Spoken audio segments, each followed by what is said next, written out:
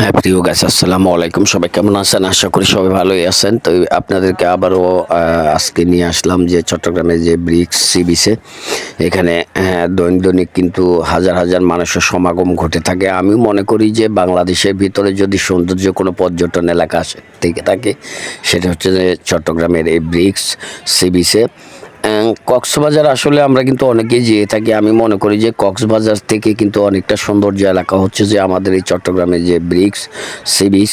আপনারা যে কেউ চাইলে আসলে যে কোনো সময় আসতে পারেন এই সৌন্দর্য উপভোগ করার জন্য। বাংলাদেশের এই প্রান্ত ও প্রান্ত থেকে দৈনিক কিন্তু অনেক পর্যটক কিন্তু এখানে এসে থাকেন এই সৌন্দর্য উপভোগ করার জন্য।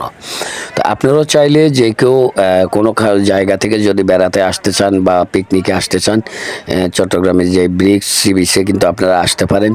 অনেক সৌন্দর্য একটি জায়গা বাংলাদেশের ভিতরে। আমি মনে করি যে বৃহত্তম জায়গা হচ্ছে যে এই ব্রিক্স চট্টগ্রামের সি বিচ।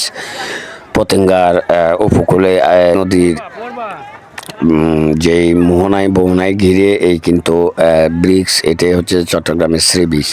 তো এখানে যে কেউ চাইলে আপনারা আসতে পারেন বাচ্চাদেরকে নিয়ে বা আপনার পরিবার পরিজনকে নিয়ে যে কোনো সময় চাইলে আপনারা আসতে পারেন এটা সৌন্দর্য উপভোগ করার জন্য। তো আপনারা যে কেউ চট্টগ্রামে আসার পরে যদি কোনো সিএনজিকে বলেন যে আমি ব্রিক্সে যাব, সি বিচে আপনাদেরকে নিয়ে যাবে। তো এখানে হয়তো ভাড়াটা দর করে যাবেন। দেখা যাচ্ছে যে অনেক সময় সিএনজিওয়ালারা কিন্তু অনেক ভাড়া বেশি চেয়ে থাকেন। যদি আপনি না চেনেন সেক্ষেত্রে আপনার ভাড়াটা দর করেই কিন্তু গাড়িতে উঠবেন, সেক্ষেত্রে আপনার জন্য অনেক উপকার হবে। আমি আর রাইডগুলো শেয়ার করতে পারবেন আরামদায়কভাবে।